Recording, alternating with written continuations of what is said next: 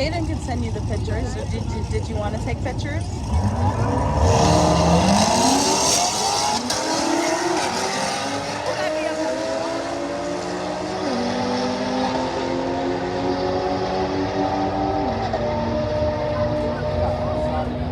Yeah, no, that Beamer really.